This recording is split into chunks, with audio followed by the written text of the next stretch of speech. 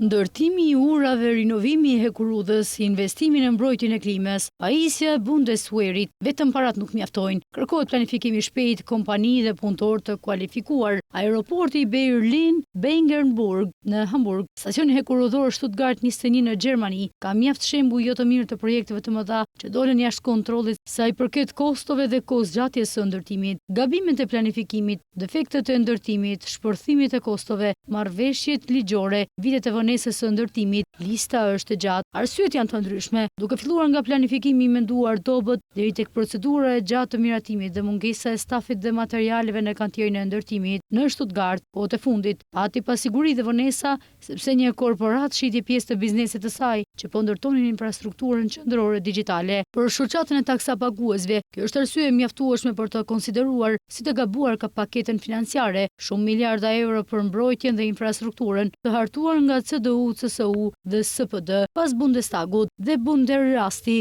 Duhet edhe Bundesrati, parlamenti i 16 landeve, i dha dritën jeshile paketes për financimin e fondit për infrastrukturë dhe mbrojtje, përveç shpenzimeve praktikisht i kufizuar të mbrojtjes. Fondi për infrastrukturën parashikon edhe 500 miliardë euro që do të investohen në 12 vitet e ardhshme. Nuk mungojnë burimet financiare për të zgjidhur prapambetjet e investimeve në Gjermani, kritikoi presidenti i BDCT, Rainer Holznagel. Gjermania po mbytet në burokraci dhe struktura jo efikase. Ne kemi nevojë për procedura më të shpejta, miratimi dhe përgjegjësi të qarta, por një fond i ri borxhi nuk do të zgjidhë të gjitha këto probleme. Edhe ekonomisja Veronika Grimm e sheh këtë në këtë mënyrë. Njëtet shtesë nga pakoja e borxhit nuk mund të shpenzohen kaq shpejt. Procedura e planifikimit dhe miratimit janë pjesë për daljen e fondeve, tha Grimm në komisionin e buxhetit në Bundestag. Profesorja në Universitetin Teknik të Runenburgut, në thirrjen urgjente në reformë që rrisin zhvillim, parashikimi aktual është se nuk priten efekte në rritjen ekonomike nga paketa e borxhit në vitin 2025. Ajo pret një efekt të moderuar në vitin 2026.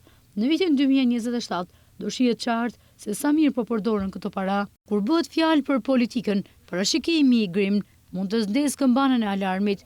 Miliardat e borxhit kanë për qëllim kryesisht dhe të ndihmojnë në ringjalljen e ekonomisë së Gjermanisë sa më shpejt të jetë mundur. Ne mund të fillojmë njëherë. Industria e ndërtimit ka kapacitet për porosi të reja dhe një uri të zbatuara projekte të nevojshme të infrastrukturës, thot Felix, drejtori i shoqatës gjermane të ndërtimit. Industria aktualisht është e pashfrytëzuar me 40% të gjitha kompanive të ndërtimit që ankohen për mungesë porosish. Në sektorin e ndërtimit, porosit kanë rënë ndjeshëm në disa raste gjatë 2 viteve të fundit. Pushtimi rus i Ukrainës, kriza e mëvonshme energjetike dhe inflacioni kanë bërë që çmimet të rritën ndjeshëm. Jo ka ngadalësuar veçanërisht ndërtimin e banesave, por ndërtimtaria kërkon për vendosmëri rekrutimin e burokracisë. Mënyra se si po qëndrojnë gjërat tani është më e pranueshme. Në ndërtimin e autostradave, tani në 80% të kohës mund të shpenzohen në proceset e planifikimit, vetëm 15% në vetë ndërtimin, raporton Paklepa. Prej vitesh, pasur thirrje për uljen e burokracisë, ndërkohë çdo e dyta kompani e shëbarën e procedurave të gjata administrative, detyrimeve dhe dokumentacionit, raportimit statistikor dhe rregullave për mbrojtjen e të dhënave, si pengesë më e madhe për një rritje më të madhe ekonomike. Instituti Info në Mini shkroi një studim në fund të vitit 2024 për shkak të burokracisë së tepërt. Gjermania po humbet deri në 146 miliardë euro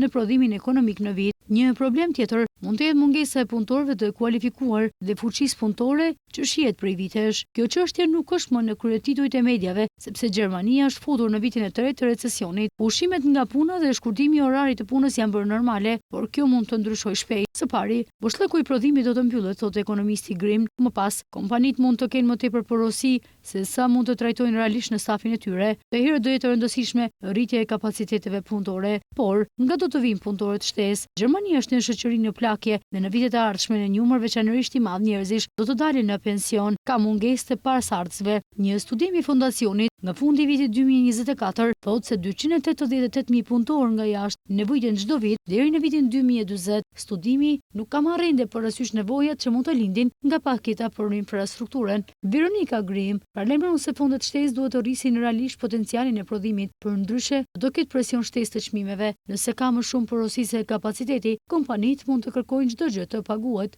sidomos kur diçka duhet të ndodhë shumë shpejt. Infrastruktura e Gjermanisë është lënë pasdore për dekada, rreth 5.000 ura janë aq të rënuara, saqë kanë nevojë urgjente të rinovohen. Ai ka nisur projektin më të madh të rinovimit në historinë e tij dhe po planifikon të rinovojë mbi 4.000 kilometra rrugë në 40 faza gjatë viteve të ardhshme. Për të riarmatosur shpejt Bundeswehr, armët dhe pajisjet luftarake duhet të prokurohen në një njoftim më të shkurtër se kurrë më parë. Kompanitë e armatimit tashmë po punojnë për kufinë e tyre për shkak të luftës në Ukrainë. Në Donald Trump, SBA nuk është një partner i besueshëm i NATO-s. Kontratat e armatimit po bëhen gjithnjë më shumë në Evropë. Kjo premton kohë të hartat nga kompania Rheinmetall si dhe Airbus, por praktikisht mund të diktojnë çmimet. Paratë shumta zgjojnë edhe më shumë dëshira. Deutsche Bahn ka llogaritur shumë se si do të niveliten 290 miliardë euro për të rinovuar infrastrukturën e saj deri në vitin 2034. Një përllogëritje nga Ministria Federale e Transportit vlerëson se 140 miliardë euro nevojiten vetëm për të mirëmbajtur autostradën federale, por rrugët kryesore të Gjermanisë.